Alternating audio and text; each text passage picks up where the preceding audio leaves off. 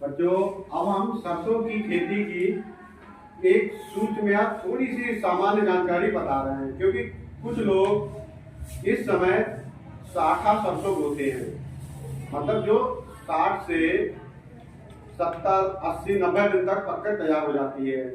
अब इस समय वैसे सरसों की तो बुआई हो गई है, लेकिन जो शाखा सरसों है उसकी बुआई करते हैं कि शाखा सरसों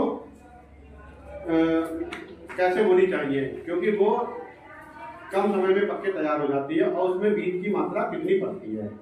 ठीक है, जो शाखा सरसों होती है उसमें 500 ग्राम, 400 से लेके 500 ग्राम 1 बीघा में होते हैं। ठीक है, एकड़ में 3 से 3.25 किलो एकड़ तक बोते हैं उसको, जो शाखा सरसों होती है। और बुआई जो सरसों होती है जो अगेती जो अक्टूबर में बोई जाती है, जिसकी बुआई हम 25 अक्टूबर तक करते हैं, अक्टूबर के लास्ट सप्ताह तक, उसके बीज की मात्रा जो होती है 5 से 6 किलोग्राम प्रति हेक्टेयर तक बोते हैं। 5 से 6 किलोग्राम प्रति हेक्टेयर तक। इसके बाद क्या होता है, जो शाखा सरसों होती है, जो इसके बारे में अभी हम बात कर रहे थे, शाखा सरसों के बारे में, जब सर्दी पड़ने लगती है तो इसकी बुआई के समय हम खेत में सल्फर का प्रयोग करते हैं। दानेदार एक बेंटोनाइट सल्फर होता है, उसका प्रयोग करते हैं, जिससे सरसों का जमाव अच्छा होता है और सरसों में फफूंदीनाशक नहीं लगता है जड़ से। ठीक है, ध्यान रहेगा। फिर आता है सरसों की सिंचाई। सरसों की सिंचाई हमें कब करनी चाहिए?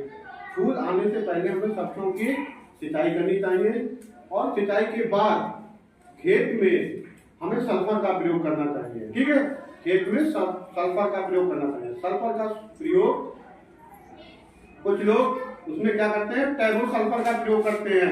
टैबू सल्फर जो होती है वो 1/2 आधा केजी प्रति एकड़ के हिसाब से डालते हैं।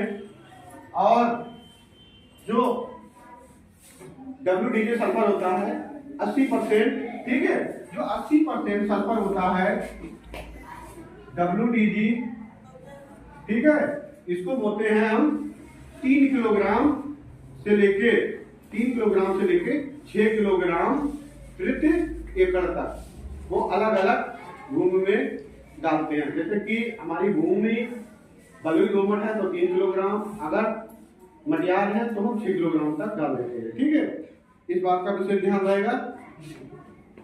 और यूरिया कितनी डालोगी? 5 किलो बीघा तक। ठीक है, 5 किलो बीघा यूरिया हम खेत में